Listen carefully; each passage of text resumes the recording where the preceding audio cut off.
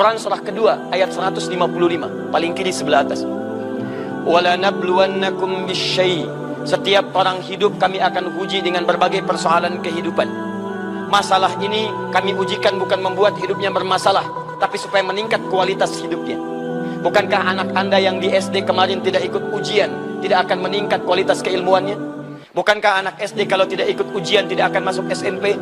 Bukankah anak SMP kalau tidak ujian tidak akan naik kelas ke SMA? Bukankah anak SMA kalau tidak ada ujian tidak akan naik kelas ke kampusnya? Setiap orang ingin meningkat kualitas pendidikannya, setiap orang meningkat kualitas hidupnya, dia mesti mengalami ujian.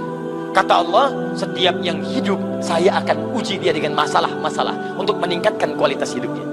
Jadi kalau Anda merasa masih hidup, Anda pasti akan berhadapan dengan masalah. Persamaan terbaliknya, maaf, hidup berbanding lurus dengan masalah. Persamaan terbaliknya, orang yang tidak ingin punya masalah, artinya dia tidak ingin hidup. Saya mau tanya pada Anda ingin punya masalah atau tidak ingin punya masalah? Siapa yang tidak ingin punya masalah? Angkat tangan. Oh, baik. Siapa yang ingin punya masalah? Angkat tangan, saya aminkan. Hah? Ayo. Wah, Anda ini nggak jelas. Luar biasa. Pemirsa, saya berhadapan dengan orang-orang yang tidak jelas. Diangkat, tidak mau. Diturunkan, tidak mau. Kasih masalah, tidak mau. Tidak dikasih masalah, tidak mau. Anda maunya apa? Ini makhluk wallahu a'lam. Mustahil. Anda ke rumah, ada masalah. Anda ke sini pun akan ada masalah. Ada yang tidak masuk bagian depan. Ada yang di tangga. Ada yang di bawah. Ada yang di jalan. Tapi semua itu diberikan untuk meningkatkan kualitas kita kepada Allah subhanahu wa ta'ala. Bukankah semakin sujudnya enak? Antum kebanyakan sujud di karpet, Allah pindahkan ke aspal untuk mendapati sujud yang terbaik. Antum kebanyakan sujud di aspal, pindah ke karpet. Ada yang merasakan di tangga. Demi Allah, Anda mendapatkan sensasi kekhusyuan yang berbeda dengan sebelum-sebelumnya. Itulah yang diinginkan. Jadi jangan lihat keadaannya, lihat bagaimana nikmat manfaat yang bisa kita raih dari itu. Jadi kalau sedang punya masalah, berbahagialah. Karena saat itulah Anda akan dinaikkan statusnya oleh Allah subhanahu wa ta'ala. Di rumah suami istri punya masalah, bahagia. Jadi begitu istri mengatakan, Pak, kita punya masalah. Alhamdulillah, Ma. Status hidup kita akan diangkat oleh Allah. Masya Allah. Enak seperti itu.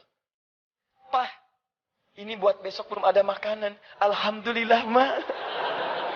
Allah memberi jalan bagi kita untuk berdoa kepadanya. Indah. Pulang ke rumah. Kenapa, Pak, cemberut? Gaji belum keluar, Ma. Alhamdulillah, Pak. Masya Allah. Hidup kita akan diangkat oleh Allah. Bukankah dengan itu kita akan rajin sholat dan berdoa kepada Allah? Kalau cara berpikir begitu, enak, Pak. Walaupun itu tidak mudah. Ustadz juga begitu. Makanya jarang ada ustadz ceramah bawa istrinya. Itu jarang. Ini live ya. Aduh. Kita selesaikan di rumah, Bun ya. Satu. Sama dengan tenang. Bismillah. Lihat baik-baik.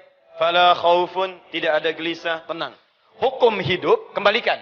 Wala nabluwannakum bisyai. Setiap yang hidup kami berikan ujian untuk meningkatkan kualitas hidupnya. Apa ujian pertama? Minal khauf, gelisah. Khawatir. Di rumah gelisah, di kantor gelisah, di jalan gelisah, bahkan ke masjid kadang gelisah sebelum masuk ke masjid. Maaf, berhadapan dengan sekolah gelisah, di kampus gelisah, wajar. Tapi hebatnya Allah berikan keluar dari hukum umum ini khusus bagi ahli hudan. Ahli hudan. Apa itu? Orang yang mengambil hudan dari Allah. Faman tabi'a hudaya fala khauf. Harusnya dapat khauf, tapi karena dekat dengan hidayah Allah, fala khauf. Begitu ada khawatir, hilang. Bukan enggak khawatir. Ada khawatir, hilang. Ada khawatir, tenang. Ke kantor khawatir, ada ketenangan. Di jalan khawatir, tiba-tiba ada ketenangan. Jadi saking dahsyatnya setiap peluang kekhawatiran, kegelisahan, seketika itu hudan melekat pada dirinya. Tenang, tenang, tenang, tenang. Jadi nanti kalau Anda dalam hidup kebanyakan khawatirnya, jarang mendapatkan ketenangan, maaf, kedudukan Anda tinggi, harta melimpah, saran saya coba Anda merenung. Mungkin barangkali bukan Anda kurang tinggi jabatan, bukan Anda kurang kaya harta, Anda kurang dekat dengan hudan petunjuk Allah subhanahu wa ta'ala. Ini penting teman-teman. Kaya tanpa ketenangan itu tidak nyaman hidup.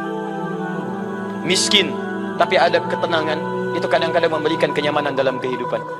Saya mau Anda berikan pilihan, tapi jangan maksa pilih yang ketiga. Awas.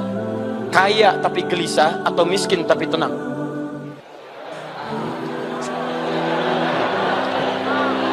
Tidak ada yang ketiga. Awas, nggak ada yang ketiga, nggak usah maksa. Kaya tapi gelisah atau miskin tapi tenang? Ah, susah. Saya nggak akan tanya lagi. Dah.